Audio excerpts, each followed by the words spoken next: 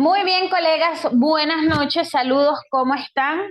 Un placer saludarles por aquí nuevamente. Quien les habla, Seira Lakshmi Belisario, presidenta de Fundabric y su facilitadora esta noche. Estamos en la segunda jornada del diplomado en violencia intrafamiliar. Hoy vamos a estar hablando de un tema muy importante que son las consecuencias de la violencia intrafamiliar, porque en la mayoría de los casos hay como una negación de esas consecuencias. Hay como una cierta creencia de que lo que ocurre dentro del seno familiar, bueno, no tiene grandes repercusiones, excepto por la violencia física, ¿no? A la única que le tenemos como cierto, digamos, respeto, cierto, es decir, tenemos más confianza en los efectos de la violencia física. ¿Por qué? Porque solo percibimos o somos capaces de validar, mejor dicho, lo que percibimos a través de nuestros ojos. Entonces, o a través de los sentidos en general, pero especialmente el sentido de la vista. Y entonces creemos, ¿verdad?, que el único efecto, digamos a largo plazo, la única cosa grave que nos puede pasar cuando hablamos de violencia intrafamiliar es que haya un mal golpe, algún tipo de daño físico o la muerte, ¿verdad?, que vendría siendo el daño mayor. Pero con respecto al daño psicológico y con respecto a algunos otros daños, producto que los vamos a estar detallando hoy, algunos otros daños producto de la violencia intrafamiliar, bueno, de eso difícilmente se habla. Por eso es que está tan minimizada la violencia intrafamiliar, porque muchas de las cosas que nos pasan en la adultez a nivel emocional, a nivel conductual y a nivel psicológico, no las asociamos hasta que no entramos, por ejemplo, en procesos de terapia, no las asociamos con el trauma por algún hecho de violencia intrafamiliar. Es decir, no podemos hacer la asociación de eso que nos ocurre con un trauma. Y para ello les voy a contar una historia. En el año 2000, Fundabric, la fundación que presido y de la cual soy creadora, nace en el año 2003 en un viaje que yo hice para estudiar trabajo social, un viaje que hice a otro país, y en mi proyecto final, en mi proyecto para graduarme, yo creé lo que hoy se conoce como Fundabric. En ese momento era un curso de formación, lo que yo diseñé, no tenía el nombre se le dio en el año 2004. Y perdón, en el año 2005, en el año 2004 es cuando diseñó el programa. Y y bueno, de allá para acá, imagínense todos los años que han pasado, ¿verdad? Era un programa obviamente presencial, nada que ver con este tema de la virtualidad, que llegó a ser un programa nacional aquí en Venezuela en el año 2010, aliados con una institución pública, en este caso una institución del Estado. Llevamos el programa a todo el país, a todos los 24 estados del país. Y en el año, lo que continuó por un par de años más, hasta que, bueno, llegó la crisis socioeconómica venezolana y el proyecto, digamos que mermó un poco en el sentido de la cantidad que abarcábamos. Ya nos retrotraímos a nuestro lugar de origen, que es una zona muy cercana a Caracas y digamos, a los alrededores de Caracas, que es la capital, ¿verdad? Y en el año 2019 comenzamos a visualizar la posibilidad de desarrollar formaciones vía online. Es decir, ya estábamos teníamos ese gusanito allí del tema de la virtualidad. Ya estábamos desarrollando algunos tipos de contenidos, sobre todo contenidos gráficos, porque soy diseñadora gráfica también. Entonces, bueno, lo que más hacíamos era el tema de la creación de contenidos visuales, ¿no? Pero ya teníamos por ahí, como les digo, el aguijoncito para el año 2000, les estoy hablando del año 2019. En el año 2020 lanzamos nuestro primer curso online. Y también en ese año, si no me estoy equivocando, a mediados de 2020, eh, en abril creo que fue, nosotros en febrero del año 2020 lanzamos nuestro primer curso online y en marzo creo que fue del año 2020 decretan la pandemia. Así que nos toca encerrarnos, ¿verdad? Nos toca, o sea, no decretan la pandemia, sino que decretan la permanencia dentro de los hogares, la prohibición de salida. Aquí en Venezuela la decretaron súper temprano, apenas se escucharon de los primeros casos en Venezuela. Recuerdo que en febrero eso era una cosa que le estaba como ocurriendo a las personas asiáticas y luego en diciembre del año anterior y luego ya era como una cosa que estaba como en Europa y en algunos países, pero todavía era algo como muy lejano. Y de pronto y de golpe aquí en Venezuela decretaron rápidamente el estado de alerta, nos encerraron a todos en nuestros hogares, establecieron la prohibición de salida de los hogares, había como unas horas muy específicas en algún punto, incluso por número de identidad, o sea, era toda una locura, claro, para que la gente pudiera hacer las cosas mínimas necesarias que tenía que hacer para salir. Bueno, en medio de toda esta locura, ¿verdad? De esta dinámica producto de la pandemia y de este encierro producto de la pandemia, nosotros comenzamos a trabajar muy fuerte el tema online. Empezamos a dictar cursos y a trabajar y a trabajar y a trabajar y a trabajar de una manera vertiginosa, encerrados en casa, encerrados en casa.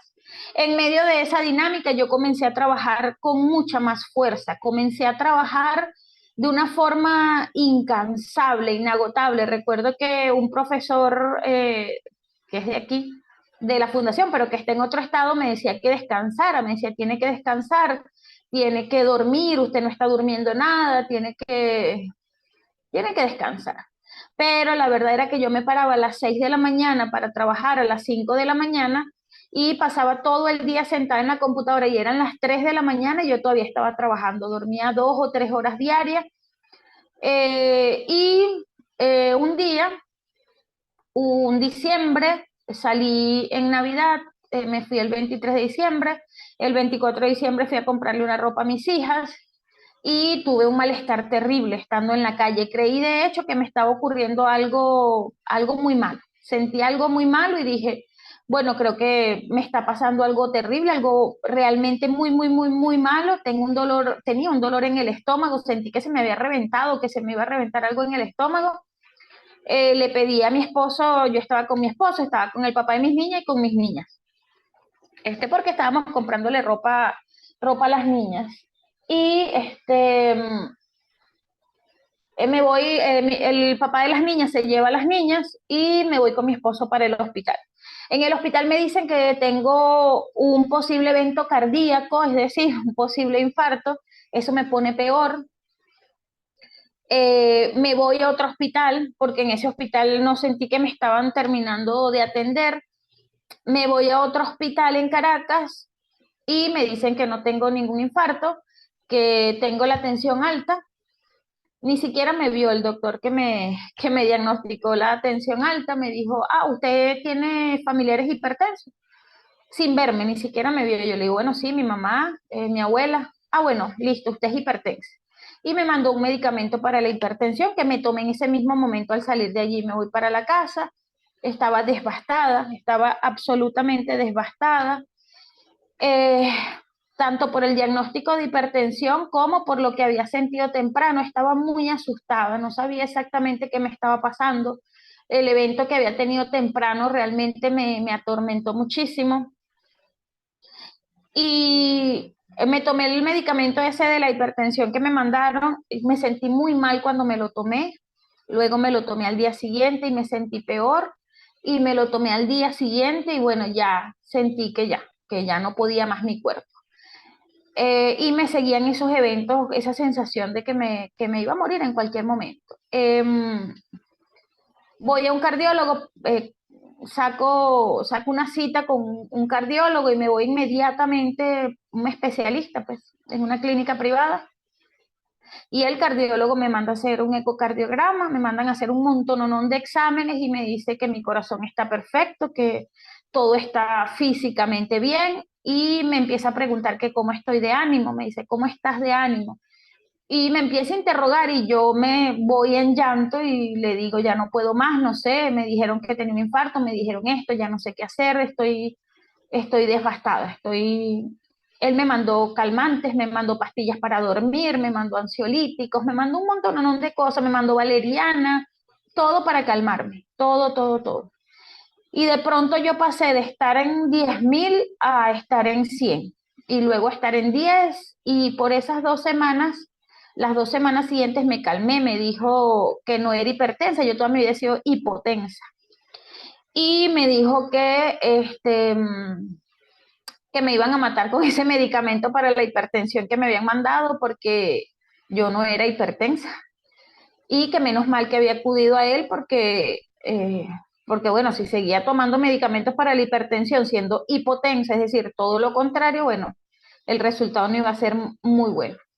Y bueno, nada, de ahí en adelante comencé una vorágine terrible de malestares y de inflamación que no sabía que me estaban ocurriendo, yo solo sabía que seguía trabajando muchísimo, seguía trabajando hasta altas horas de la noche o de la madrugada, eh, pasaba de estados de hiperactividad, porque yo suelo hiperenfocarme, entonces pasaba de estados de hiperactividad a estados de absoluta inactividad, porque quedaba tumbada en la cama por esos ataques tan extraños que yo no sabía que me daban, donde sentía que me iba a morir, me enfermé de COVID, me empezaron a inyectar un desinflamatorio por los ataques que me daban, porque en teoría era por una inflamación que me daba por producto del COVID.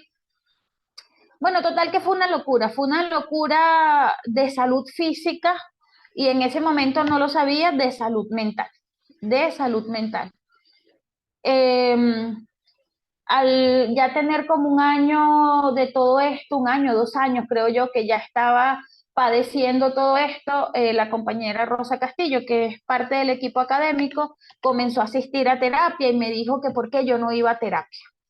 Nunca había ido yo a terapia en toda mi vida. Yo tenía en ese momento 42, 41 años. Tenía 41 años y jamás en mi vida había ido a terapia. Recuerdo clarito cuando llegué a la primera terapia. Hoy han pasado 3 años de eso, 3 años de terapia. Hoy en día puedo decir que ya sé que lo que me ocurría en esos episodios eran ataques de pánico y ataques de ansiedad. Conozco muchas de las causas de esos ataques de pánico y ansiedad. Entiendo la lógica de sobretrabajar para una niña a la cual se le exigía ser perfecta para existir, para validar su existencia. Y bueno, de ese tipo de elementos que pueden llevar a una persona a destrozar su salud mental e inclusive su salud física es de lo que vamos a estar hablando hoy.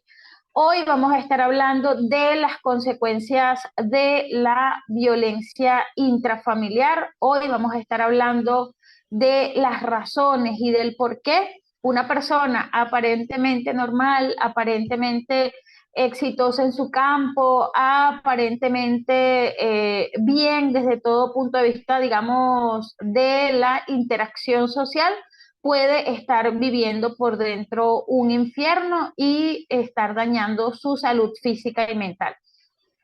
Hoy vamos a hablar de cómo afecta a un individuo y a una sociedad la violencia intrafamiliar. Como les hablé en la clase de ayer, esto tiene un final feliz, esto tiene un super final feliz que se los voy a decir al final de la clase. Voy a comenzar a compartir las láminas, voy a comenzar a compartir las láminas en cualquier momento y como en este momento y como les dije ayer, cuando empiece a compartir las láminas, voy a trancar la cámara para que usted pueda disfrutar de las láminas y por si acaso no vaya a ser que se caiga la conectividad del internet, aunque parece estar bastante estable, es mejor no tentar a la suerte, ¿verdad?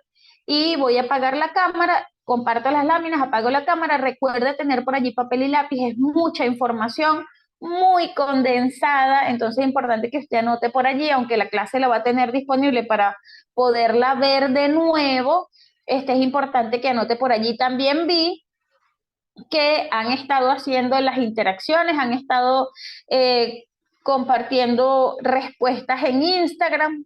Para los que no tienen Instagram, que es una pregunta que vi por allí en los comentarios, para los que no tienen Instagram, puede pedir una cuenta prestada, puede utilizar la cuenta de un amigo y responder y colocar en el comentario su nombre. Eso sí es importante. ¿Y qué más les quería comentar? También vi por allí en los comentarios, ¿verdad? Alguien que decía que si no teníamos grupos de WhatsApp. Por supuesto que tenemos grupos de WhatsApp. Escríbanos a Instagram o escríbanos a Facebook y allí usted va a poder, eh, los compañeros que atienden esas redes sociales les van a compartir el link para el grupo de WhatsApp donde compartimos precisamente los links de las clases. Sé que también han estado preguntando por la certificación. Hoy, después de la clase, ya van a compartir todo el tema de la certificación, porque aunque tenemos más clases, sé que hay una promoción para esta semana para que usted se pueda certificar, pueda optar a la certificación esta misma semana. Entonces, bueno, sin más preámbulo, procedo a compartir pantalla. Bienvenido, bienvenida de donde sea que usted esté. Estamos trabajando un tema que es súper sensible para todos nosotros y estoy seguro que para ustedes también, tanto desde el punto de vista personal como desde el punto de vista profesional y académico. Bienvenido al curso, al diplomado en abordaje integral o abordaje profesional de la violencia. Procedo por aquí a compartir pantalla. Un momentico, déjenme ampliar las láminas por aquí. Muy bien. Ahora sí, vamos a compartir pantalla.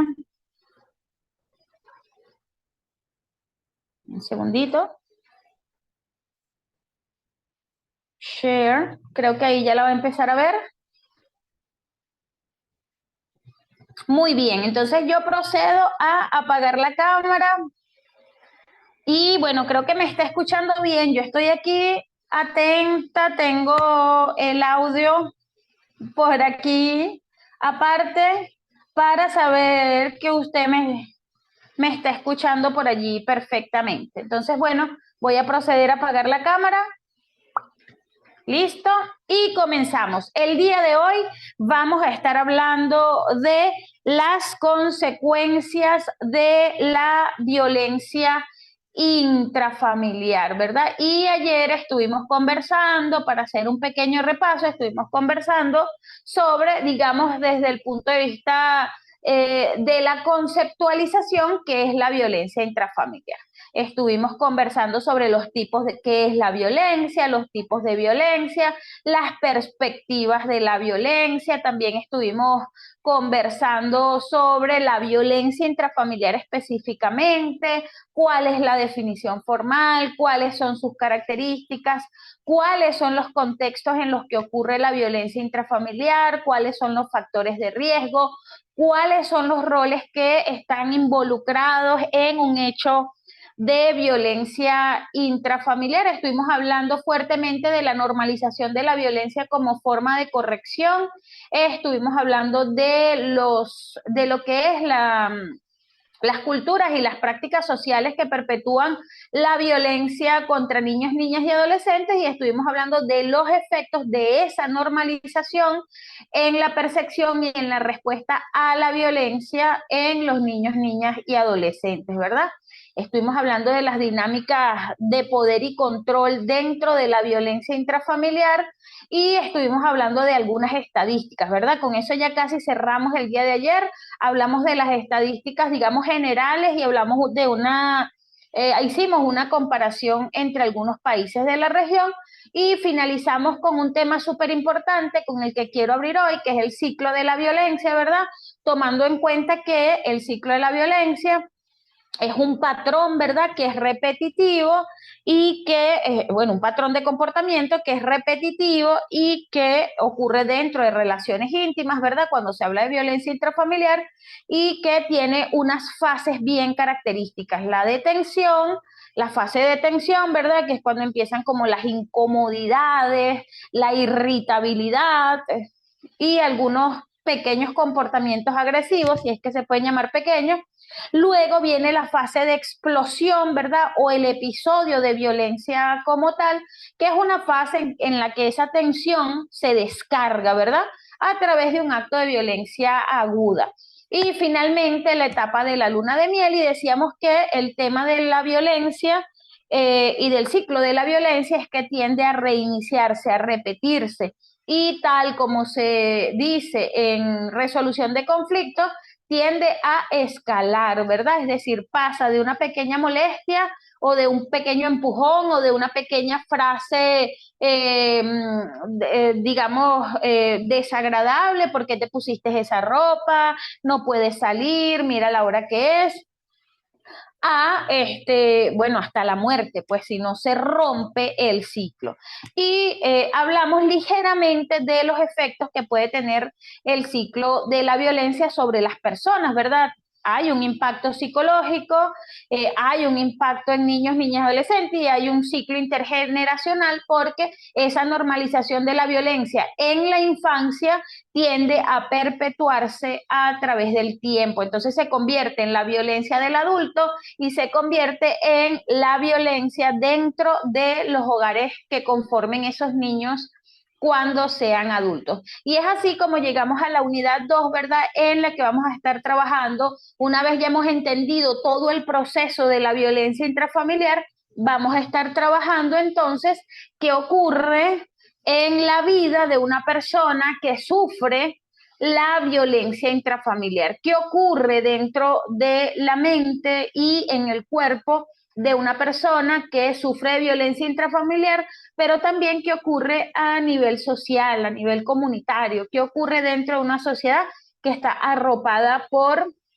hechos de violencia o que ocurre en una sociedad que se ve afectada por hechos de violencia intrafamiliar?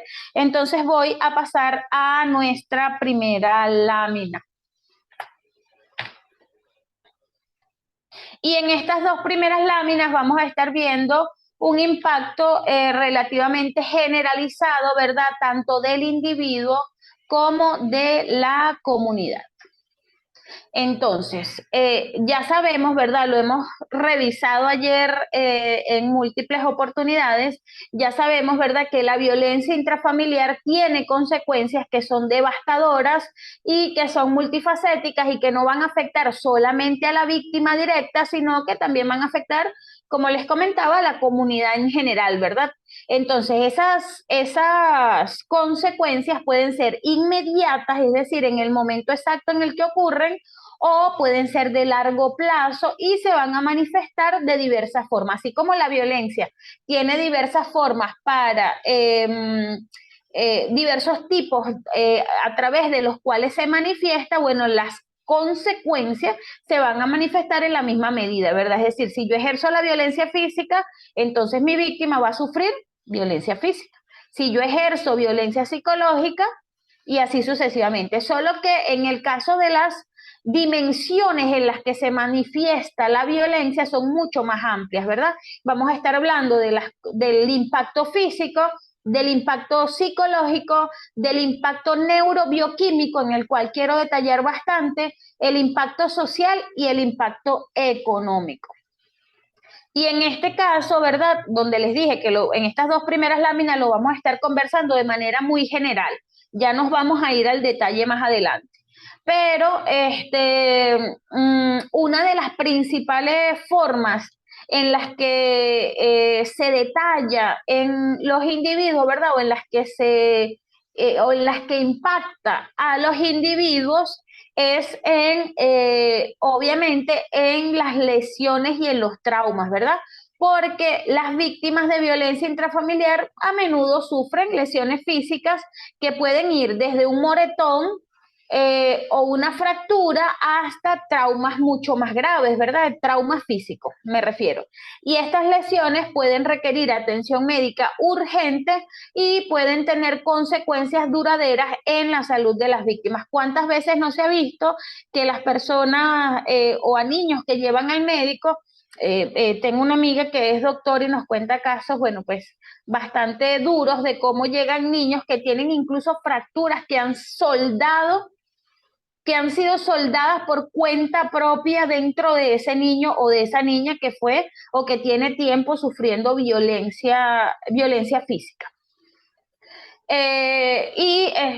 Obviamente las personas que sufren de violencia intrafamiliar tienen una mayor incidencia de tener como lesiones físicas, o sea, tienen como una recurrencia de esas lesiones físicas que requieren atención médica, por lo que, ¿verdad? Eso también genera un incremento en los costos de la salud y obviamente la calidad de vida del individuo, ¿verdad?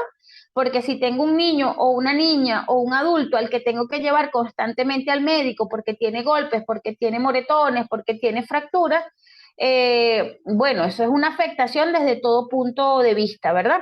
Pero digamos que uno de los primeros impactos en los que nos vamos a fiar, que les decía hace rato, que es en los que realmente se toman como en cuenta a la hora de incluso de denunciar, que tienen como mayor peso, son las lesiones físicas y los traumas físicos. Estos traumas no nos estamos refiriendo al trauma psicológico, ¿verdad? Sino que nos estamos refiriendo al golpe, a la magulladura, al quebrantamiento de los huesos.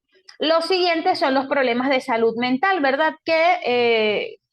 Porque la exposición constante a la violencia puede desencadenar tanto trastornos mentales, por ejemplo, ansiedad, depresión, trastornos de estrés postraumático, y estos problemas pueden persistir, y lo vamos a estar viendo por qué, incluso después que la violencia haya cesado, ¿verdad? Y eso va a impedir o va a afectar la capacidad de la víctima para poder llevar una vida normal. En el caso, por ejemplo, del estrés postraumático, eh, pueden pasar cualquier cantidad de años y siguen afectando el bienestar y la funcionalidad del individuo diariamente.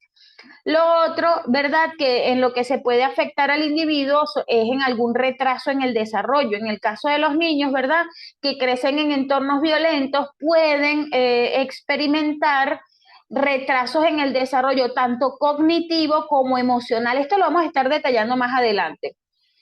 ¿Por qué? Porque la inseguridad y el estrés constante pueden interferir en su capacidad de aprender y desarrollarse adecuadamente. La exposición a la violencia en la infancia puede tener un impacto significativo en el desarrollo neurológico y en el desarrollo emocional de los niños, afectando esto que les digo, pues teniendo dificultades de aprendizaje y de comportamiento. Y bueno, y con eso paso al último punto de esta lámina, que son los problemas de comportamiento, ¿verdad? Porque la violencia dentro del hogar puede llevar a tener problemas de comportamiento en los niños, como agresividad o retraimiento social, problemas de atención, y estos problemas pueden afectar, por ejemplo, el rendimiento escolar, o sus relaciones con otros niños o incluso con los adultos, ¿verdad? Es muy común, de hecho, que puedan exhibir conductas agresivas o problemas de atención que pueden persistir en la adolescencia o incluso en la vida adulta. Ay, disculpen, estaba tomando agua. Voy a cambiar de lámina. Ajá. Ay, mire, no borré, ya voy a corregir esa lámina como ayer.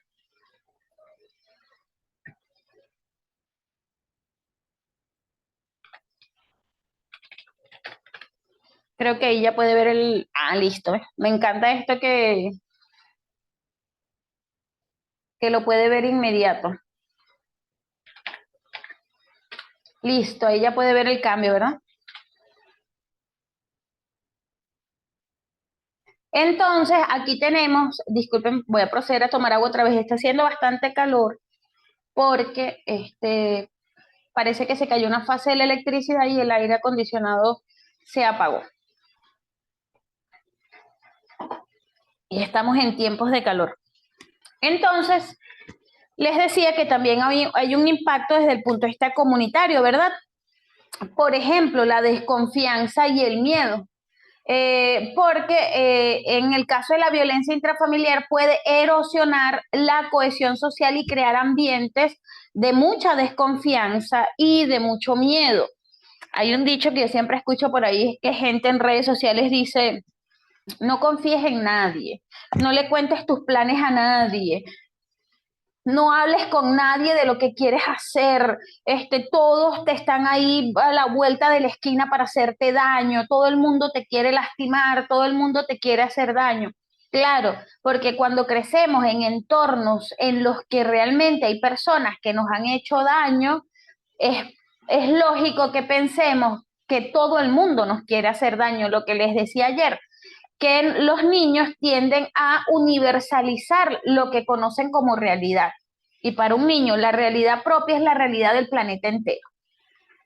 Entonces, obviamente las personas se convierten en un tema cultural y como comunitario en el sentido de personas que tienen un conjunto de ideas parecidas, ¿verdad?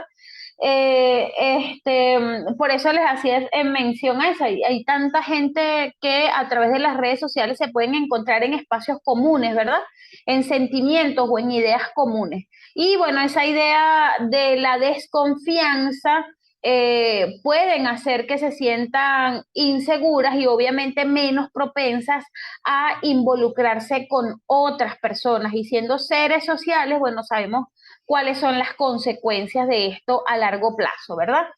Lo siguiente sería evidentemente la carga en los servicios sociales, porque las comunidades que tienen altos índices de violencia intrafamiliar a menudo experimentan una mayor demanda de qué cosas, de servicios sociales, ¿verdad? Refugios, consejería, asistencia legal. Tenemos que tener claridad en que eh, muchas de las labores que cumplen los trabajadores sociales, que cumplen los docentes, que cumplen los médicos, el personal de la salud en general, están relacionadas precisamente con la atención a este tipo de situaciones. Mucho del tiempo de trabajo, mucho de la energía profesional se va en atender este tipo de situaciones. Entonces, esta presión, ¿verdad?, permanente sobre los recursos comunitarios puede limitar y limita, y nosotros todos somos testigos de eso, la capacidad de estas instituciones para atender otras necesidades. Entonces, la violencia intrafamiliar impone una carga significativa de esos recursos que pueda tener la comunidad, incluyendo salud, el tema judicial, ¿verdad? Todo lo que tiene que ver con la legislación, y siempre, siempre, siempre va a afectar esa capacidad social, comunitaria, o sea, esa capacidad del entorno social de atender cualquier otro tipo de situaciones. Lo siguiente serían los costos, ¿verdad? Tanto los directos como los indirectos, porque la violencia tiene costo. La violencia tiene costo. Usted agarra y deciden, un grupo de jóvenes decide, no sé, quemar un carro. Toman la decisión de que van a quemar un carro. Eso es daño a un patrimonio, por lo tanto, eso tiene un costo. Eso tiene un costo. Alguien va a pagar por eso.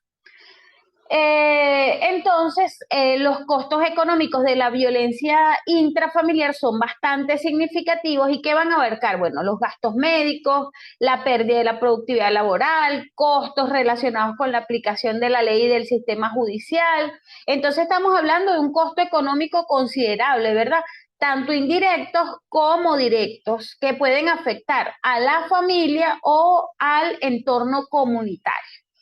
Y por último, pero no menos importante, igual, cada uno de estos impactos, ¿verdad?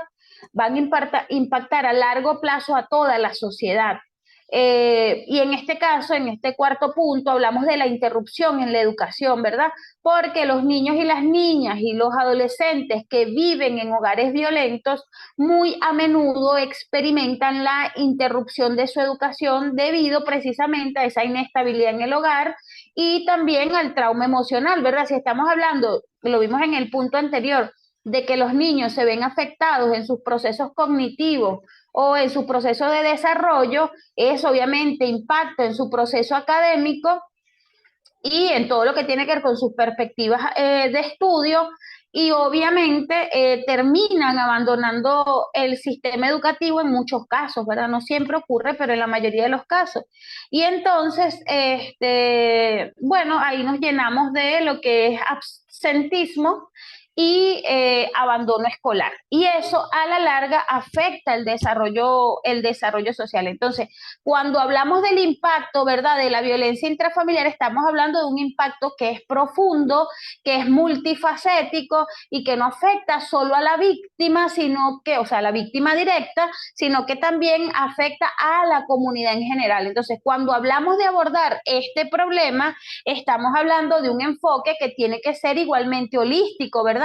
Porque tiene que incluir apoyo a la víctima o a las víctimas, educación comunitaria, políticas públicas, es decir, hay todo un conjunto que lo vamos a estar viendo la semana que viene, pero hay todo un conjunto de acciones en diversos ámbitos que deben, digamos, que deben tomarse en cuenta a la hora de hablar de intervención o a la hora de hablar de abordaje para que podamos realmente prevenir y mitigar los efectos. Pero para poder prevenir un efecto, primero hay que conocer ese efecto. O sea, yo no puedo pensar, ah, bueno, no importa, solamente le gritó. Eso no pasa nada. No pasa nada. Si yo tengo la idea de que no pasa nada con un grito, yo jamás voy a hacer nada para corregir eso, porque no creo que tenga impacto alguno en la vida de ese sujeto. Entonces, bueno, paso a la siguiente lámina. Ahí ya va que me fui. Aquí, aquí. Siguiente lámina. Vamos a empezar a hablar de las consecuencias, señores. Vamos a empezar a detallar las consecuencias. Disculpen, voy a tomar agua.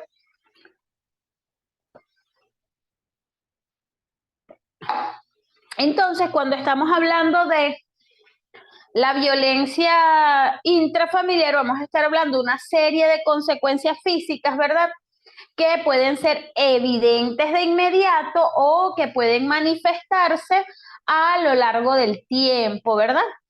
Estas consecuencias van a afectar gravemente la calidad de vida y el bienestar de las víctimas, ¿verdad? Y obviamente su manejo va a requerir un enfoque integral, como ya lo dije, que incluya no solamente la atención médica, que es sumamente importante en el caso de las consecuencias físicas, sino también las otras psicológicas y sociales que vamos a estar viendo más adelante. Entonces, ¿cuáles pueden ser esas lesiones visibles e invisibles? Bueno, los traumas físicos, ¿verdad?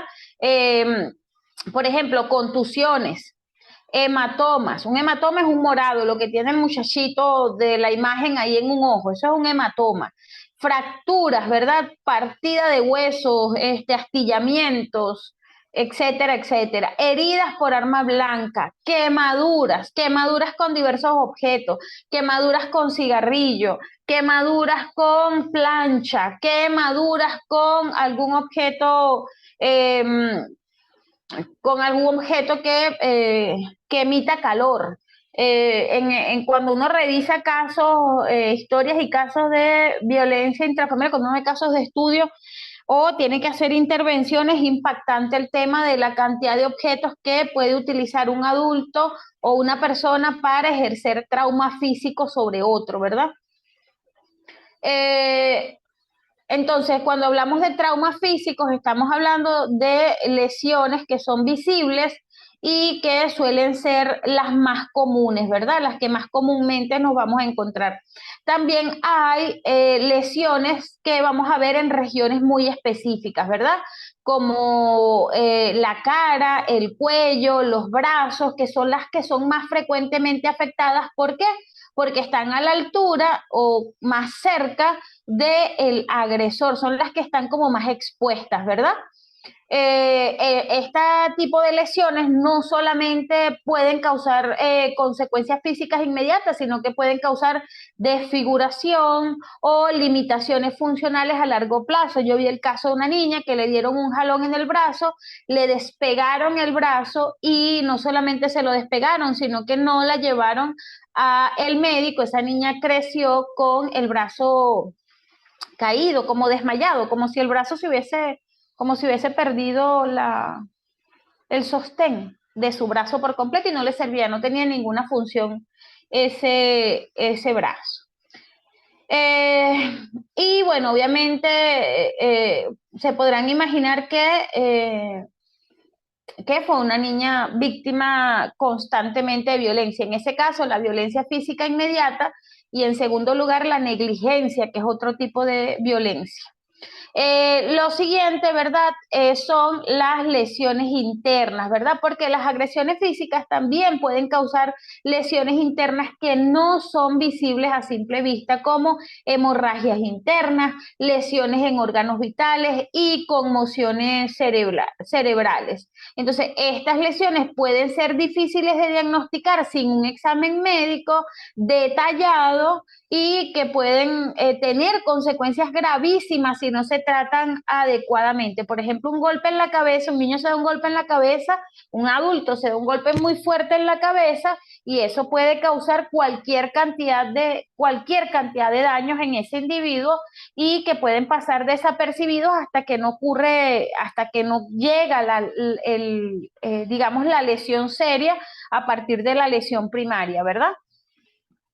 Entonces, obviamente todo esto puede aumentar el riesgo de complicaciones médicas que puedan ser graves para el individuo.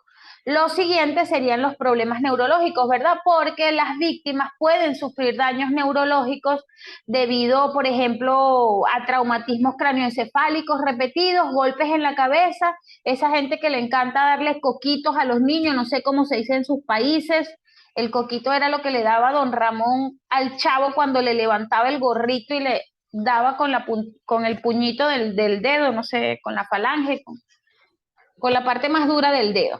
Y lo dan en la cabeza por lo general. Entonces, bueno, esto obviamente puede resultar en problemas como problemas cognitivos, por ejemplo, en déficit de memoria, en alteraciones de la función motora, etcétera, etcétera. Y voy a pasar así a la siguiente lámina.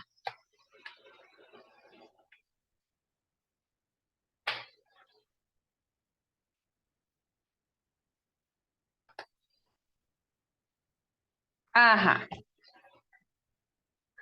Aquí tenemos, ¿verdad?, los problemas de salud a corto y largo plazo. Vamos a ver, en primer lugar, ¿verdad? El dolor agudo, porque las víctimas de violencia intrafamiliar pueden experimentar a menudo dolor agudo debido a que a esas lesiones físicas de las que hemos estado hablando, ¿verdad?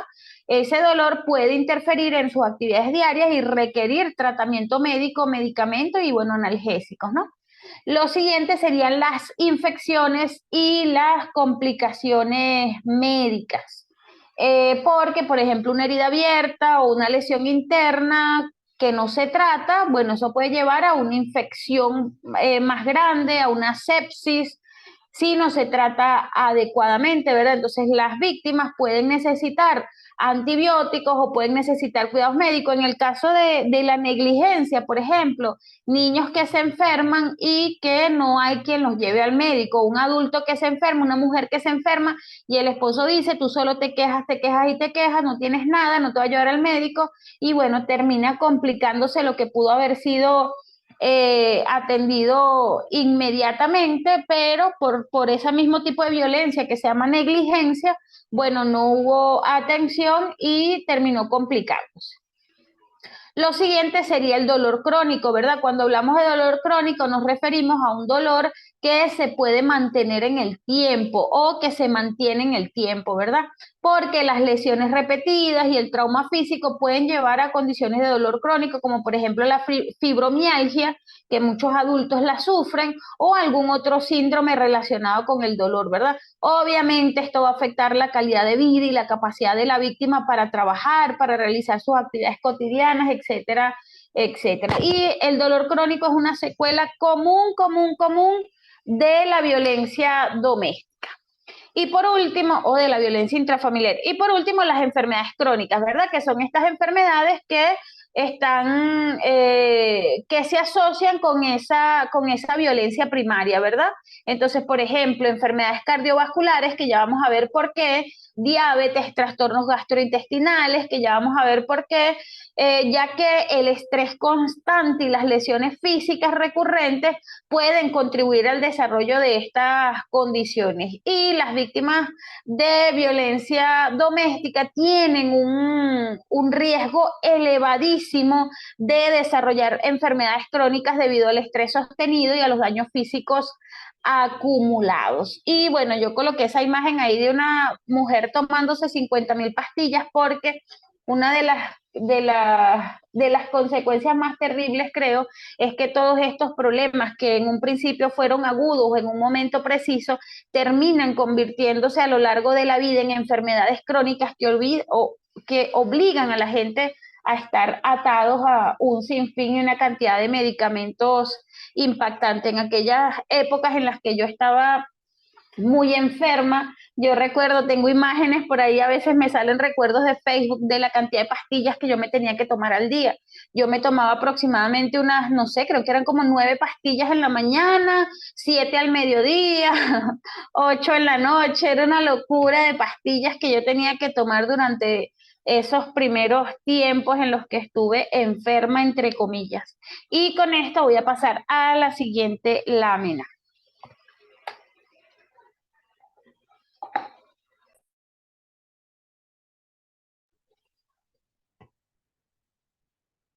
Ajá. Y ahora sí, siguiente lámina, consecuencias psicológicas.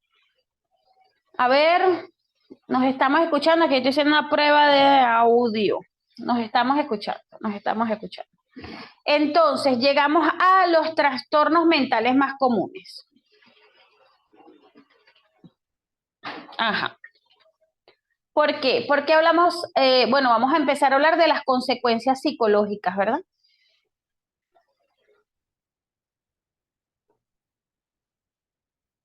Y dentro de las consecuencias psicológicas están los trastornos mentales. Los trastornos mentales. Miren, hay una... Voy a abrir por aquí. Voy a abrir por aquí otra presentación que se las voy a poner. Voy a encender la cámara. Ajá, creo que allí ya me puede ver. Bueno, creo que me va a ver chiquitito ahí en un cuadrito. Creo. Bueno, les decía, ¿verdad? Que voy a abrir otra presentación que tengo por aquí porque cuando hablamos de trastornos mentales, hay que entender cuál es la lógica detrás de estos trastornos mentales, ¿verdad? Y yo quiero que la expliquemos un poquito en detalle. Voy a buscar por aquí, a ver. Ajá. Esto va a ser rápido. Láminas. Creo que son estas. Vamos a ver. Pues sí. Aquí tengo otro curso que yo dicté. Ah, no, es que yo trabajé sobre estas láminas. Pero sí tengo la lámina, sí la tengo. Sí la tengo, se las voy a presentar. Entonces, bueno, después que hable de las consecuencias, les voy a presentar esta otra lámina que tengo aquí. Déjenme apagar la cámara. Y bueno, como podemos ver aquí en la lista, ¿verdad? Vamos a hablar de los trastornos mentales más comunes asociados a la violencia intrafamiliar.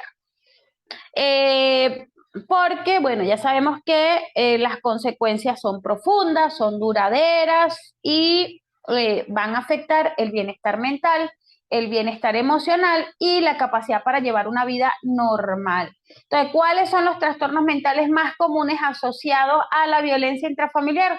En primer lugar, el trastorno de ansiedad generalizada, conocido como TAC, ¿verdad? Ya que a menudo debido al ambiente constante de amenaza y de miedo en el que viven las víctimas, ¿verdad? Pueden experimentarlo. ¿Cómo se caracteriza el TAC? Bueno, una preocupación excesiva y persistente, acompañada,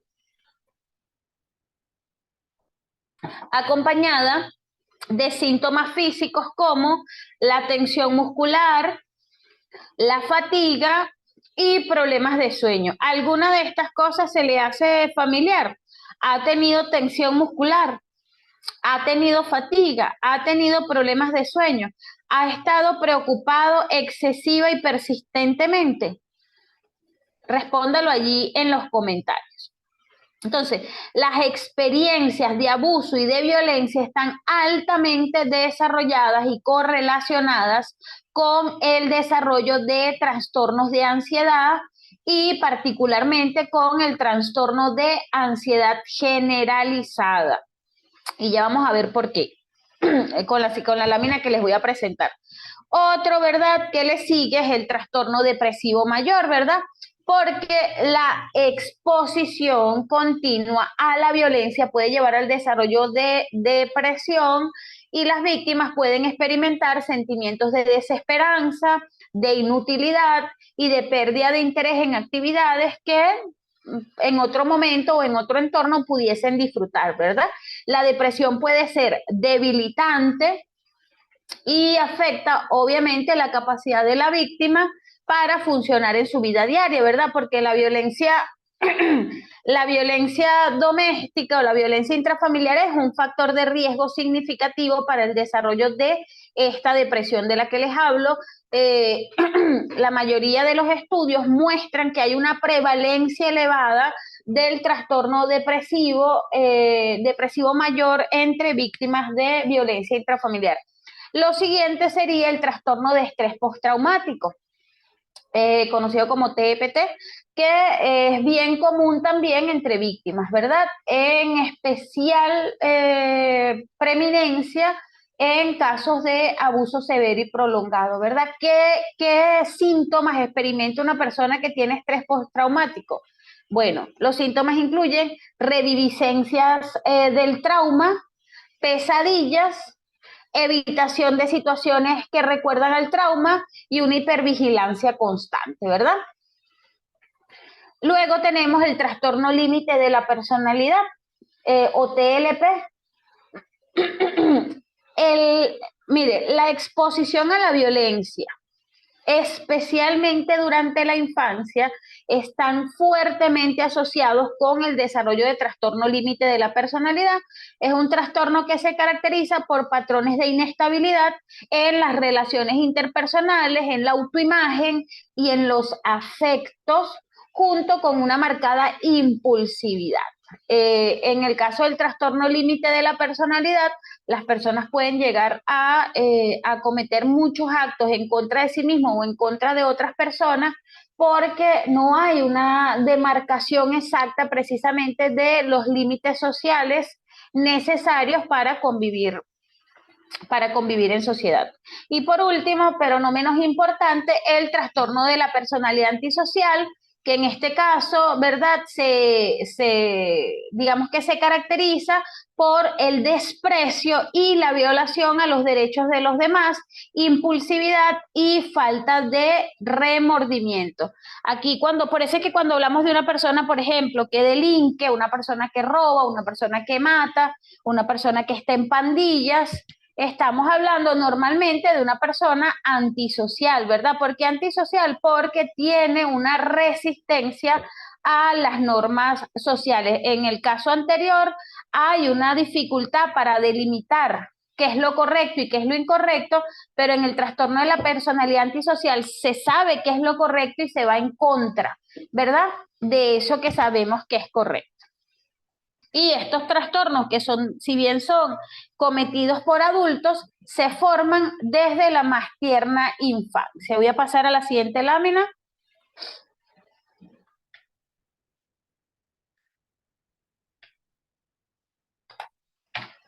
Ajá.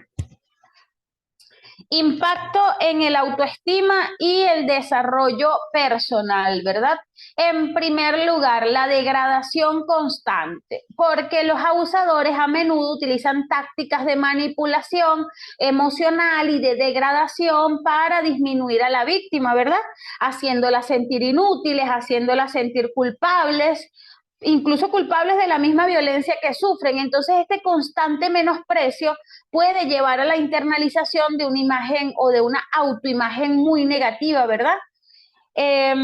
Y obviamente eso reduce enormemente el sentido de la valía personal.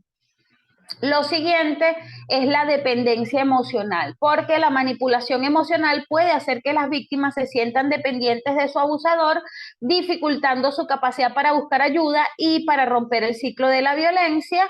Y esta dependencia emocional va a reforzar la baja autoestima y la percepción de la incapacidad para cambiar de situación. Esta dependencia emocional es una consecuencia común del abuso psicológico, porque las víctimas pueden llegar a creer que no pueden sobrevivir sin el abusador, y entonces es por eso que muchas veces las víctimas, sobre todo las víctimas femeninas, pasan de una relación de maltrato y de abuso por parte de su padre o de su madre a relaciones con la misma dinámica abusiva, porque sienten la necesidad de depender de su abusador. Cuando el abusador primario no está, bueno, es válido cualquier abusador secundario que podamos incluir en nuestras vidas. Lo siguiente sería la interrupción del crecimiento personal, ¿verdad?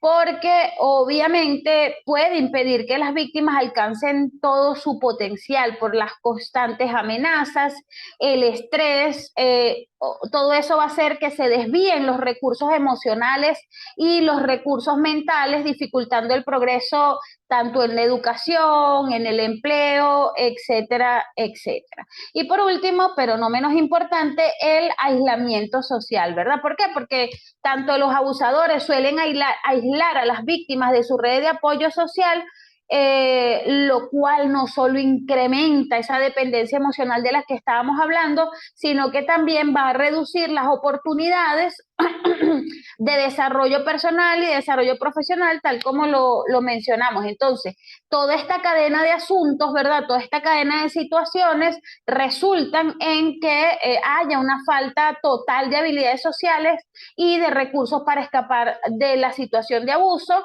y finalmente eso lleva a la víctima a no buscar apoyo externo, lo que puede devengar en que se continúen agravando los abusos o que se perpetúen a lo largo de la historia de vida de la víctima, ¿verdad? Porque cuando sale del abuso del hogar materno-paterno o del abuso de sus cuidadores, es probable que busque esa misma validación en otros entornos. Y aquí, ya va, voy a ver la siguiente lámina antes de, vamos a ver aquí, quiero ver la siguiente lámina antes de ir a donde quiero ir. Ah, no, voy a pasar a la siguiente lámina. Ajá, pasemos a la siguiente lámina. Consecuencias neurobioquímicas, ¿verdad? Es decir, en primer lugar, los efectos en el cerebro y en la regulación emocional. Ajá. Nosotros debemos entender, ¿verdad?, que nuestro cerebro, nuestra mente y nuestro cuerpo están completamente conectados. O sea, no podemos pensar en ninguna de estas afectaciones de manera aislada. Es decir, no, es que solamente le hizo un moretón, eso no le afecta a ninguna otra parte, eso no le va a afectar psicológicamente, por favor, eso solo fue un moretón. O, no, eso solo fue una afectación psicológica, eso no le afecta a su cuerpo para nada, para nada, para nada, porque es que nunca le pegó. Lo que hacía era que le hablaba feo, la humillaba, la denigraba, pero realmente golpearla nunca la golpeó. Lo que le hacía era gaslighting. Sí, él era una pareja bien tóxica y todo eso, pero nunca la golpeó, nunca la golpeó. Entonces, ¿verdad? Cuando creemos eso, podemos estar dejando de lado muchos de los daños que suelen resultar de estar dentro de una situación de violencia. Entonces, lo primero que vamos a encontrar, ¿verdad? Son cambios en los neurotransmisores, ¿verdad? ¿Por qué? Porque la exposición continua a la violencia puede alterar los neurotransmisores del cerebro, como son la serotonina, la dopamina, el cortisol y algunos otros neurotransmisores, ¿verdad? Estas sustancias, estos neurotransmisores, son cruciales para la regulación del estado de ánimo, el placer y la respuesta ante el estrés. Porque las víctimas de violencia doméstica pueden mostrar alteraciones significativas en esos niveles tanto de serotonina como de dopamina, como de oxitocina, etcétera, etcétera. Y esto puede terminar en trastornos como la depresión o como la ansiedad. Lo siguiente serían los efectos en el sistema límbico, ¿verdad?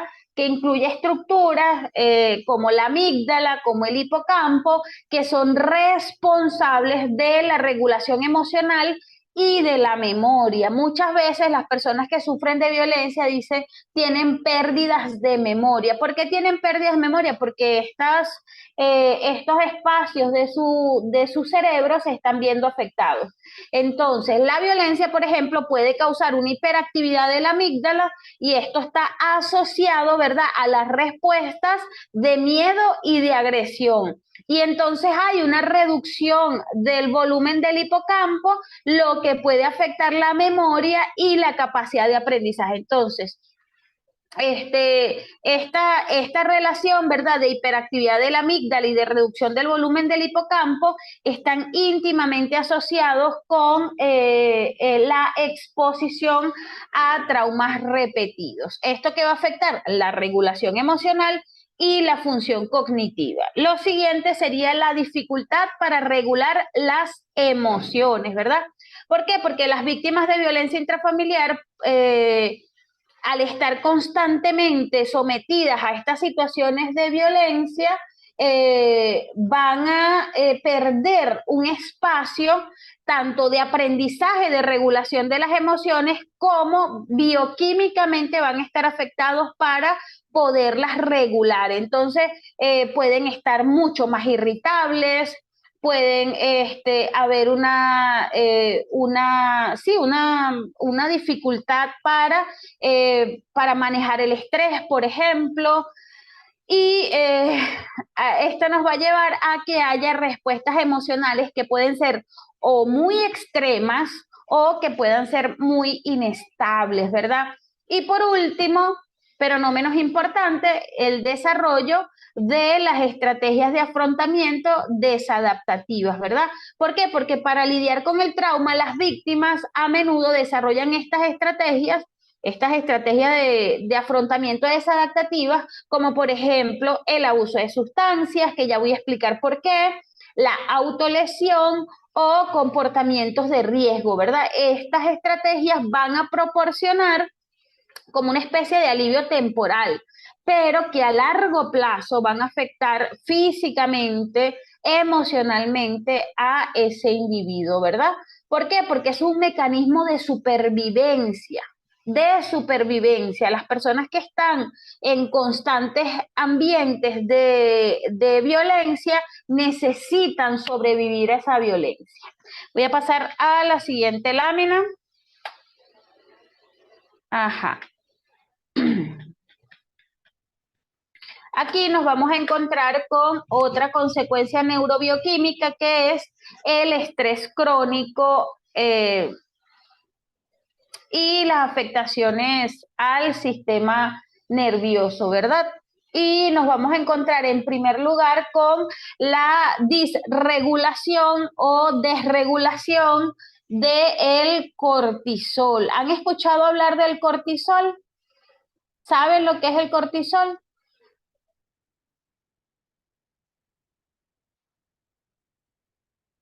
Los leo en los comentarios. A ver, ¿quién ha escuchado por ahí hablar del cortisol? ¿Qué conocen del cortisol?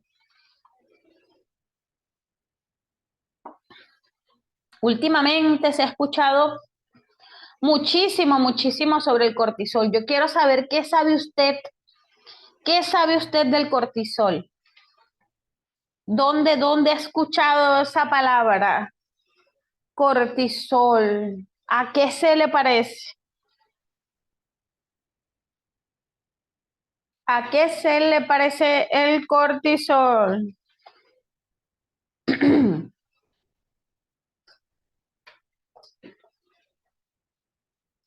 Bueno, les voy a comentar, ¿verdad?, que el cortisol es una hormona. De hecho, es una hormona glucocorticoide, es decir, es un esteroide. No sé si usted ha sido alguna vez inyectado de algún esteroide. Cuando la gente tiene algún tipo de inflamación, existen desinflamatorios esteroideos y no esteroideos, ¿verdad? Por ejemplo, el ibuprofeno es no esteroideo. El ibuprofeno, hay otro que es muy común, se me olvidó ahorita. Pero hay varios, ¿verdad? Que son no esteroides. Y hay otros que son los esteroides, que son como los más fuertes, ¿verdad? Entonces, el cortisol es una hormona glucocorticoide, es decir, es un cortisol, es un esteroide, perdón, y lo segrega la glándula suprarrenal en respuesta a otra hormona a otra hormona que es llamada corticotropina, ¿verdad? Y esta otra hormona es segregada desde la hipófisis en el cerebro. ¿Cuándo segregamos cortisol? ¿Por qué segregamos cortisol? ¿Por qué existe el cortisol?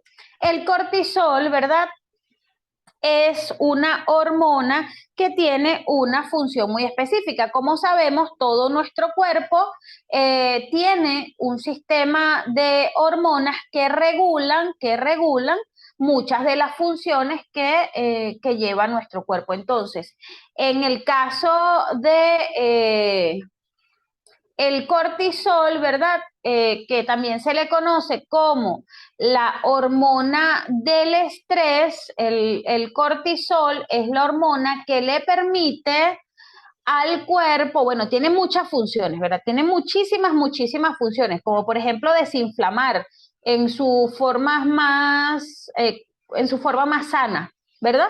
Pero el cortisol es una hormona que nos ayuda en varias funciones, ¿verdad? Por ejemplo, nos ayuda a metabolizar los hidratos de carbono, las proteínas y las grasas, ¿verdad?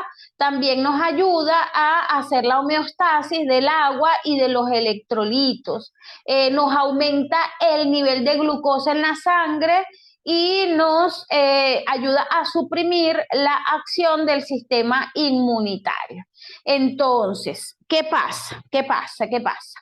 El cortisol es la hormona que incluso nos permite activarnos, es la hormona que segregamos a primeras horas de la mañana para que el cuerpo se pueda despertar. Y también es la hormona, ¿verdad?, que cuando estamos frente a una situación de estrés o a una situación que nos pueda causar estrés, se activa, ¿verdad?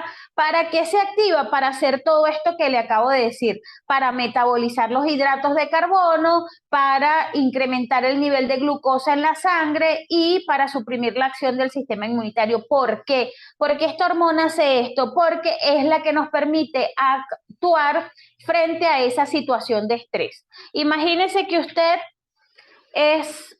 lo van a robar. Usted está en la calle y aparece un ladrón con un arma y lo va a robar. Y en ese momento su cuerpo le dice, corre, quédate quieto. Son las dos acciones, ¿verdad?, de defensa del cuerpo. Voy a correr o me voy a detener, o voy a enfrentar, perdón. Voy a correr, me voy a paralizar o voy a enfrentar. Son las tres. Son las tres posibles acciones. Me enfrento al malandro porque yo puedo con ese y le voy a golpear y le voy a quitar la pistola esa que tiene ahí y me voy a defender y yo voy a lograr acabar con él. O digo, yo no puedo con esto, yo voy a correr, yo necesito correr, voy a prender la cama. Voy a prender la cámara. Yo necesito correr y como yo no puedo, ya va, vamos a dejar de compartir. Ajá, entonces usted está en la calle, ¿verdad? Usted está en la calle y aparece el delincuente por allí y le sale con un arma y le dice, arriba las manos, dame la cartera. Y usted, ajá, se queda, por un momento se detiene y su cerebro está pensando rápidamente qué hacer. Su cerebro le dice, quédate quieta, no te muevas. Entrégale la cartera, haz todo lo que dice. O su cerebro le dice, mira, no tienes que correr y escaparte. O su cerebro le dice, hazte la muerta, hazte la dormida, hazte la que no lo viste, que no lo escuchaste. Entonces, esas son respuestas del cerebro frente a una situación de estrés, ¿verdad? Son las tres siempre, son las tres automáticas formas de respuesta ante cualquier situación de estrés. ¿Quién es la hormona que permite que nosotros podamos atravesar esa situación? Bueno, esa hormona se llama cortisol. Esa hormona nos permite que el azúcar en sangre suba. ¿Para qué? Para que su cuerpo se active. Esa hormona también dilata los vasos sanguíneos. ¿Para qué? Para que el cerebro aumente el bombeo de sangre hacia las extremidades para que usted pueda correr y también al cerebro para que se active. Así que aumenta la producción de azúcar, aumenta la tensión, es decir, la tensión cardíaca, ¿sí? Y aumenta la frecuencia cardíaca, es decir, bombea sangre con más fuerza y más rápidamente. ¿Para qué? Para que usted esté activo y alerta. ¿Qué pasa? Amén de que implica otra cantidad de funciones de su cuerpo que empiezan a metaactivarse allí, ¿verdad? ¿Qué ocurre si usted nunca deja de estar enfrente de esa situación de peligro? El cerebro no reconoce entre la realidad y la ficción. Así que si usted después que pasó por esa situación de robo permanece con ese recuerdo aquí en la mente, su cuerpo va a seguir segregando cortisol.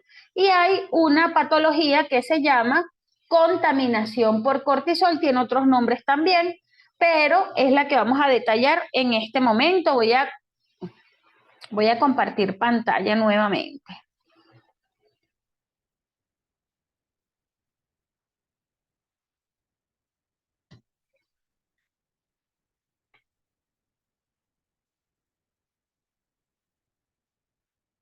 Ajá, ya usted está viendo allí la pantalla, ¿verdad? Y era la que le mencionaba, que es la desregularización del cortisol, ¿verdad? Porque el estrés crónico, entendemos crónico como que permanece a lo largo del tiempo, ¿no? Entonces, el estrés crónico, ¿verdad? Activa constantemente ese eje del hipocampo del que ya le hablamos, ¿verdad? Los tres ejes de lo que estuvimos hablando ahorita, y eso resulta en una liberación prolongada de cortisol. Entonces, los elevados o los niveles elevados de cortisol pueden causar una cantidad de problemas de salud, incluyendo la inmunosupresión, el aumento de peso o los problemas cardiovasculares. ¿Por qué? Porque el cortisol le va a mantener, o la segregación permanente de su cuerpo en cortisol, del cortisol va a hacer que usted esté permanentemente con hiperactividad corporal. ¿Sí? Por eso los problemas de sueño, por eso los problemas de sobrepeso, por eso los problemas cardiovasculares, por eso una cantidad de problemas que tenemos en la edad adulta e incluso los niños también, algunos niños que son productos de esa desregularización del cortisol. Cada día se conocen más los impactos del exceso de cortisol en nuestro organismo, Entonces, vivimos en sociedades altamente estresantes donde estamos frente a estímulos de estrés permanentemente y nuestro cuerpo no deja de segregar cortisol. en ningún momento. Entonces usted imagínese a un niño, ¿verdad?, que está sometido a el estrés del bombardeo de cortisol, amén de la supresión de otras hormonas de las cuales ya les voy a hablar. Entonces tenemos también un impacto en la neuroplasticidad, ¿verdad? Porque el estrés prolongado puede afectar esa neuroplasticidad, que es la capacidad del cerebro de poder adaptarse y de poder reorganizarse, ¿verdad?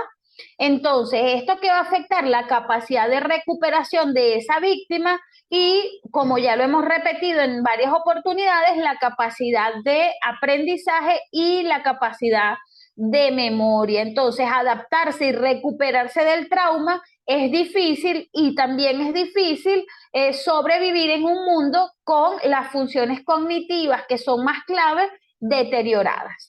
Lo siguiente sería la hiperactividad del sistema nervioso simpático, ¿verdad?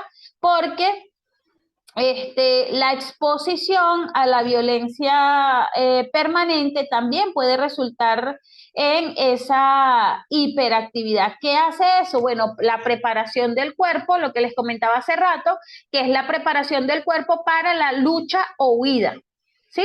Y esto lleva una cantidad de síntomas físicos como palpitaciones, hipertensión y problemas gastrointestinales.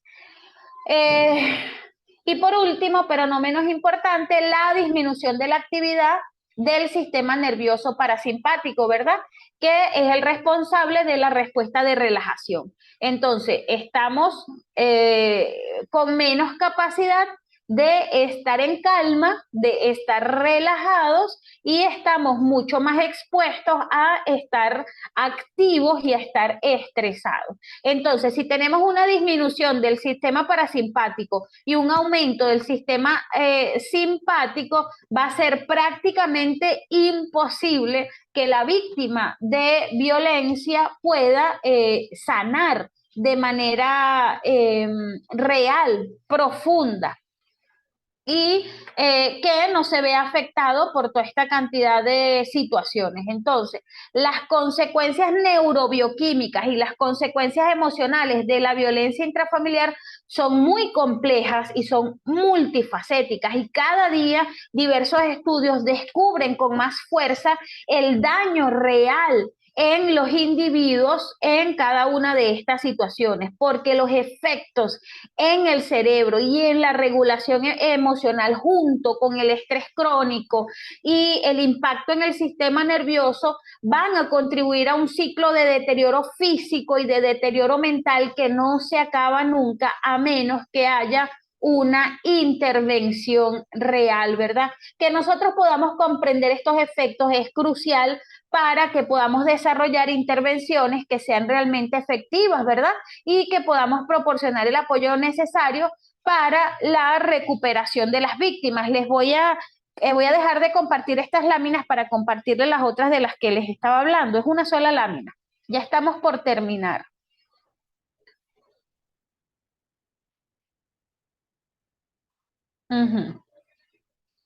A ver, aquí.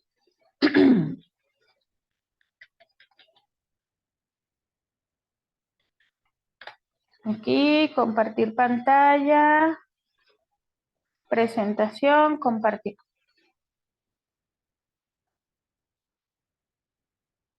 Ajá, listo, ya la puede ver allí, ¿verdad? Hormonas y emociones. ¿Qué pasa? Que históricamente hemos tenido una percepción de las emociones como en un lugar etéreo, ¿verdad? Las emociones se ven o se observan algo así como de la mente, pero en el sentido más subjetivo de la mente, tomando la mente como algo incluso a veces hasta, digamos, religioso, o desde el punto de vista sí, no físico, no físico, para nada físico. Y resulta ser que nuestras emociones son simplemente respuestas físicas, más nada, solo respuestas físicas de nuestro cuerpo frente a determinados estímulos. Es lo que la evolución ha hecho con nuestro cuerpo, es lo que ha creado, es el sistema que nuestro cuerpo ha creado para, ¿verdad? Para protegerse o para activarse frente a determinados estímulos, ya sea que quiero huir, que me quiero detener o que quiero atacar. ¿Por qué? Porque el hombre desde su existencia en la Tierra se vio afectado por las interacciones y creó un sistema muy sabio, por cierto, relacionado con las hormonas y con el cuerpo en general, que permite que siga funcionando, ¿verdad? Y dentro de este sistema hay unas hormonas que son llamadas de la felicidad y hay otras hormonas que son llamadas del estrés, ¿verdad? ¿Cuáles son las hormonas de la felicidad? Ya la vamos a estar detallando. La serotonina, que está relacionada con actividades de relajación, la dopamina, que está relacionada con actividades de placer, las endorfinas, que están relacionadas con actividad física fuerte, y la oxitocina, que está relacionada con amor, con abrazos, con besos, con actividades de ayudar a otros, etcétera, etcétera. Y tenemos las hormonas del estrés, ¿verdad? Que son dos, el cortisol y la adrenalina. Ambas se activan frente a situaciones de estrés, pero también son parte del funcionamiento diario de nuestro cuerpo. De hecho, el cortisol se debe activar en las mañanas y se debe apagar en las tardes, noche, ¿verdad? Cuando ya está oscureciendo, debe disminuir su producción. Entonces, ¿qué pasa? Que para nosotros crear esas hormonas tenemos que estar frente a esos estímulos que les acabo de presentar. Por ejemplo, para crear serotonina debemos estar en actividades de relajación. Por ejemplo, ver algo que nos relaje. Ver el atardecer, ver un perrito, no sé, un cachorrito, meditar, contemplar las actividades contemplativas, las actividades de apagar el cerebro, cualquier actividad que permita apagar el cerebro, ¿sí? Apagarlo en el sentido de la disminución de su actividad. La recomendación por excelencia es la meditación. En el caso de las endorfinas, ¿verdad? Se producen cuando hacemos actividad física fuerte. Por ejemplo, los que van al gimnasio, cuando estamos en el gimnasio, en las máquinas, estamos produciendo endorfinas. O cuando estamos levantando peso, estamos produciendo endorfinas. Cuando estamos haciendo alguna actividad en la casa, las personas que trabajan en la construcción, que tienen que cargar bloques, cemento, arena, bueno, producen muchísimas endorfinas. Y por último, la oxitocina, que es la hormona que se produce con el amor, con los abrazos, con los besos, con las caricias, con esos momentos de conexión. Para poder producir oxitocina hay que conectar con otros seres humanos, ¿sí? La oxitocina se produce por conexiones. Conexiones. Necesito conectar con otro ser humano para poder producir esa oxitocina. También puede ser con un animal, pero principalmente debo conectar con un ser humano para que se pueda producir la oxitocina en la cantidad en la que yo necesito producirla para estar sano. ¿Qué pasa? Esas hormonas, la serotonina, la oxitocina, la endorfina y por último la dopamina se produce a través del placer, por ejemplo, el sexo es una actividad que produce dopamina y algunas otras actividades que producen placer, ¿verdad? Placer inmediato. ¿Qué pasa? Que para yo producir serotonina, endorfinas u oxitocina, debo estar, o sea, cualquier hormona de la felicidad, debo estar en una situación agradable, ¿verdad? Debe ser una situación de paz, de mucha paz. En cambio, las hormonas del estrés, ¿verdad? Se va a incrementar su producción frente a situaciones de estrés. Tomemos en cuenta a una cosa bien importante aquí, es que la endorfina, la oxitocina y la serotonina son de liberación lenta y duran muchísimo tiempo en el organismo, muchísimo, muchísimo tiempo. En cambio, la dopamina es de liberación rápida y dura muy poco tiempo. Entonces, la dopamina es como una especie de shot, ¿verdad? De golpe de placer. Es una cosa muy rápida, ocurre muy rápido dentro del organismo. Mientras que las otras son más lentas y duran más, las sensaciones duran más.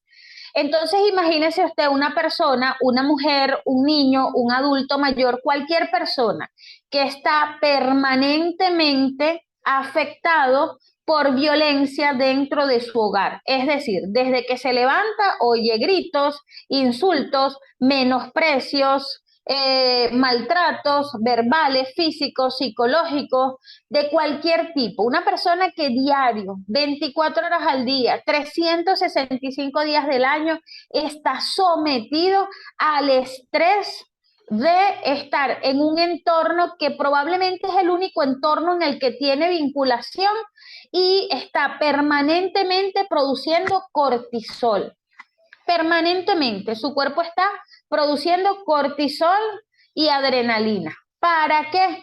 Para defenderse, porque su cuerpo emocionalmente se está defendiendo. Con el pasar del tiempo, el exceso de esas hormonas produce enfermedades. ¿Qué tipo de enfermedades? Bueno, produce enfermedades estomacales, produce enfermedades cardiovasculares, produce enfermedades neuronales, produce enfermedades como el cáncer, entre otros tipos de enfermedades, ¿verdad? Es decir, pueden aparecer muy rápidamente como las enfermedades estomacales, que eso es rapidísimo, porque ¿qué pasa? El estómago tiene una pared que lo recubre y el cortisol destroza esa pared y entonces comienzan a aparecer las úlceras estomacales y comienza a aparecer la gastritis, ¿verdad? Y por eso es que dicen, ¿no? Que las úlceras son de la gente brava. Las úlceras le aparecen a la gente que es muy enojona, a la gente que siempre está estresada. Claro, por supuesto que le van a aparecer a las personas que están estresadas, que están enojadas, porque su cuerpo está segregando cortisol y lo primero que se va a ver afectado es su sistema estomacal. La mayoría de las hormonas de las que hablamos por allá arriba se producen en el estómago. Y entonces usted va a encontrar, bueno, la mayoría, algunas se producen en el estómago. Y entonces usted va a encontrar que una persona que en esta situación a la que está sometida no tiene actividades que le produzcan relajación, ¿verdad? O sea, dentro de una casa donde hay gritos y peleas todos los días, es muy poco probable que haya alguna actividad de relajación. Y por lo tanto no hay serotonina en ese cuerpo. Por supuesto que tampoco hay oxitocina, porque si un niño, una niña, un adulto no recibe jamás amor, no recibe jamás abrazo y no recibe jamás un beso, no va a producir oxitocina. Una mujer que está en una relación con un abusador, con un abusivo, no va a recibir amor, abrazos y besos, ¿verdad? Y mucho menos va a poder estar relajada frente a tantas situaciones de estrés permanente. Entonces, ¿qué pasa en una persona que no recibe serotonina, no recibe oxitocina y está recibiendo permanentemente cortisol? Bueno, primero que se va a enfermar. Y lo segundo que ocurre, ¿verdad? Es que el cuerpo va a buscar desesperadamente la felicidad. Esa felicidad que se le niega a la persona que está en una situación de violencia, a un niño, a una niña o a una mujer, el cuerpo la va a requerir. La felicidad es una necesidad del cuerpo para estar sano. Para estar sano tenemos que estar felices y la felicidad no es más que la segregación de serotonina, de endorfinas, de oxitocina y de dopamina. Eso es la felicidad. Entonces, como el cuerpo necesita buscar de la felicidad, de pronto se va a encontrar, puede que haya la oportunidad de que se encuentre con actividades que le den placer, que son muy rápidas, que no requieren mayor esfuerzo y que no requieren conectar con otro ser humano. Una de las características de la dopamina es que la puedo recibir sin tener contacto humano. Por ejemplo, yo puedo recibir dopamina de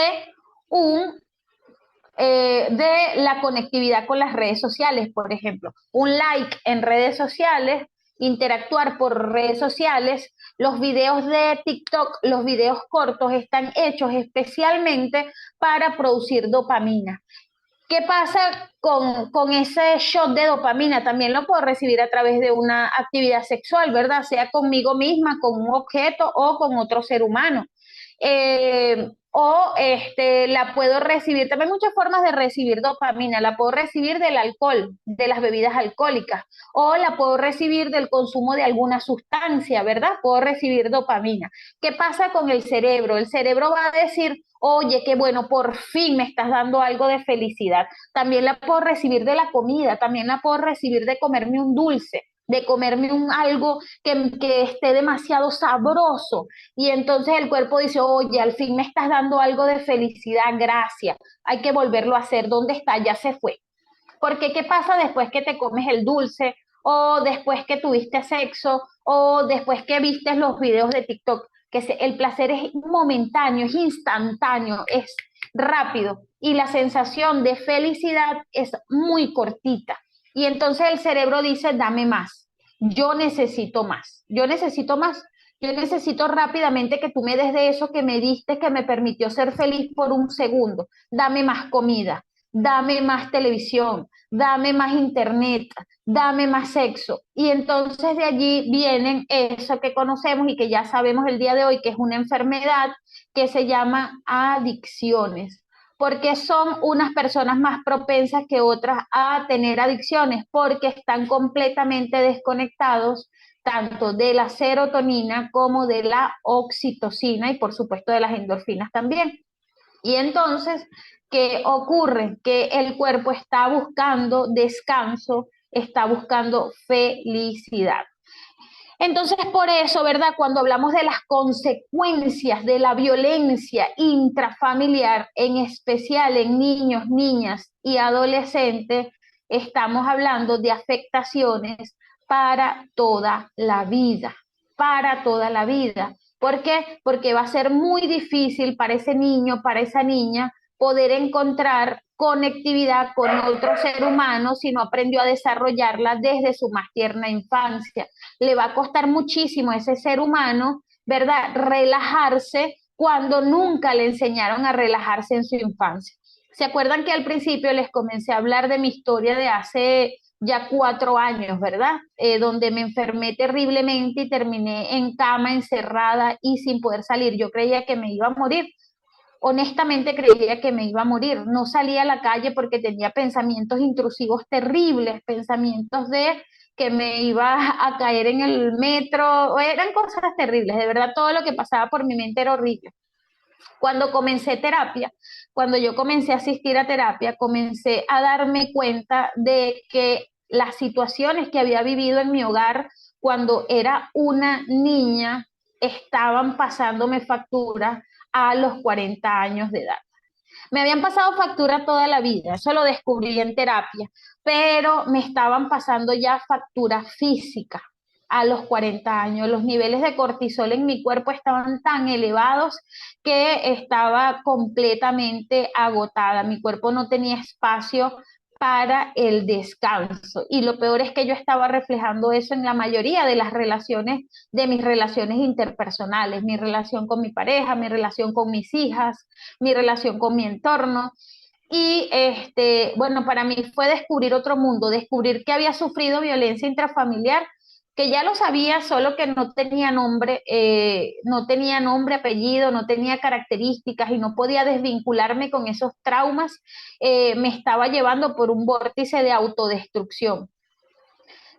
Hoy día puedo agradecer todo el trabajo que hice en terapia, entender que, bueno, que también mi familia hizo lo mejor que pudo con lo que tenía a la mano. Hoy agradezco haber entendido todo eso también, no desde el perdón, creo que el perdón, en estos días veía Encanto y eso me abrió como el entendimiento de saber que el perdón es inclusive un acto muy de soberbia, ¿no?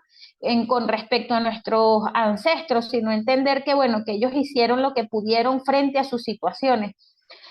Recordé muchísimo una historia de mi abuela en la que me contaba que tuvo a su primer hijo varón, bueno, su primer hijo, en un campo. Ella vivía en un campo y la obligaron a casarse a los 15 años con una persona que era muy cercana a ella y tuvo su primer hijo en una hacienda por allá en un campo sola.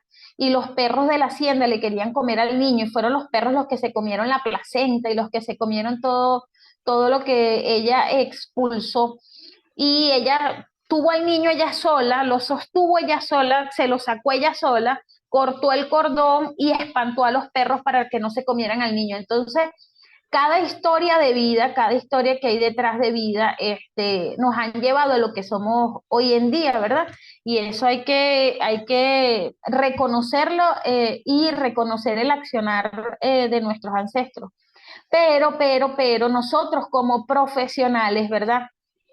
Y creo que aquí entra una reflexión muy, muy importante, y es que nosotros como profesionales tenemos que saber hasta qué punto nosotros somos parte de de alguna historia o de algún ciclo de violencia que se sigue repitiendo en nuestra vida, porque trabajamos en exceso, porque nos exigimos demasiado, porque estamos enfermos y no sabemos de qué estamos enfermos, porque estamos arrastrando enfermedades generacionales que no son más que conductas. Es decir, no, es que mi mamá era hipertensa, mi abuela era hipertensa, por eso yo soy hipertensa. No, tu abuelo era una persona que sufría, que vivía en estrés constante, que tenía muchísimo miedo, que sufría de ataques de pánico y ansiedad y que tenía el cortisol elevado y por eso sufría de hipertensión. Igual tu mamá, tú tienes la oportunidad de liberarte de esas consecuencias terribles de haber vivido en situaciones muy dolorosas en su infancia o en su adultez,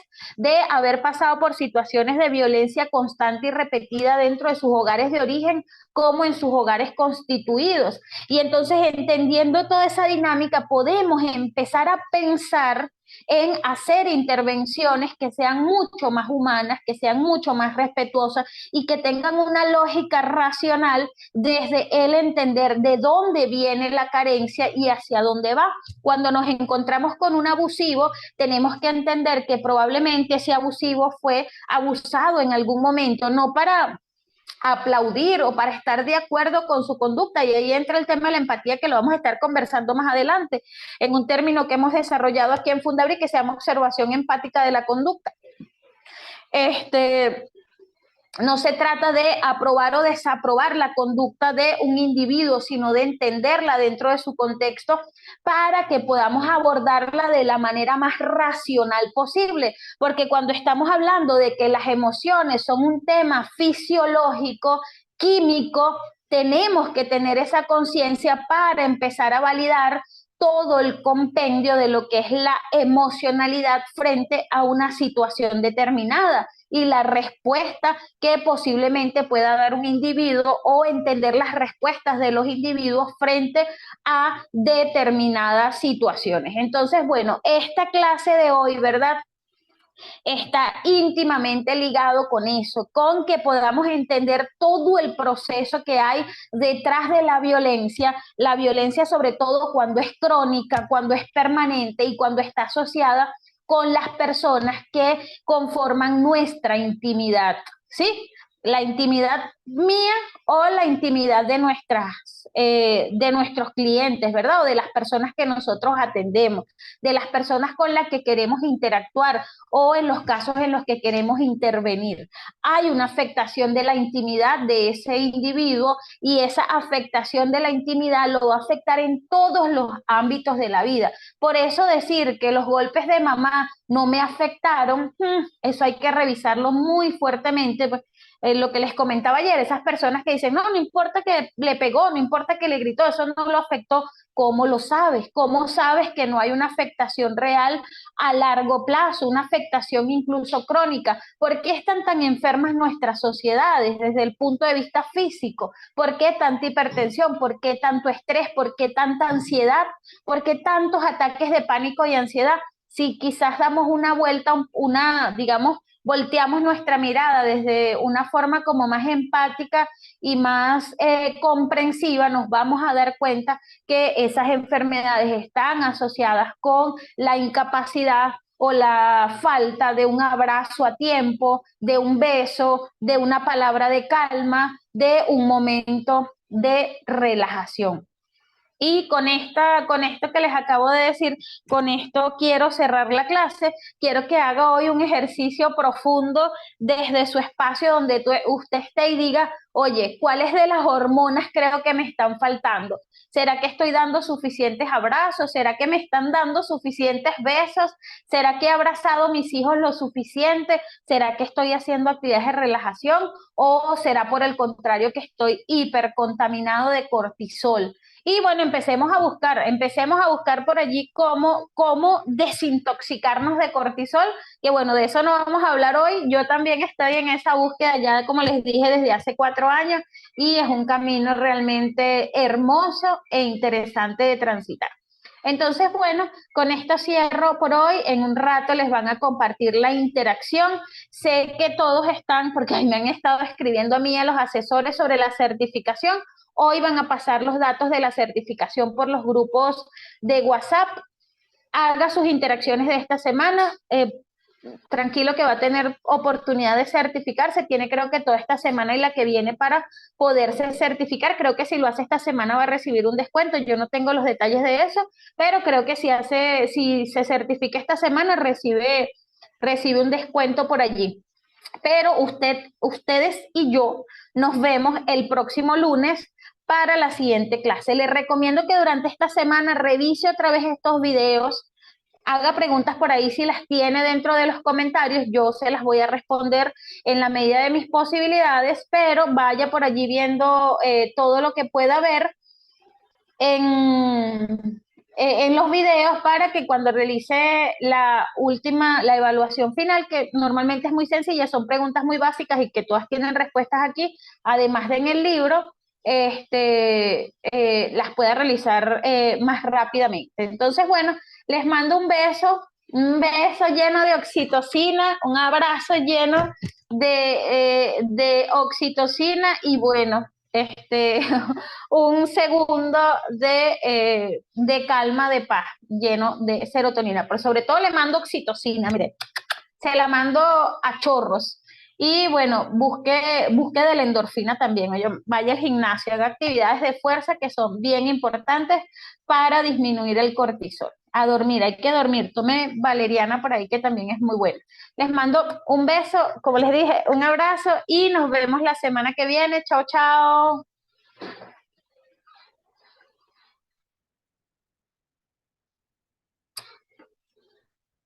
Estoy aquí cerrando la clase. Chao.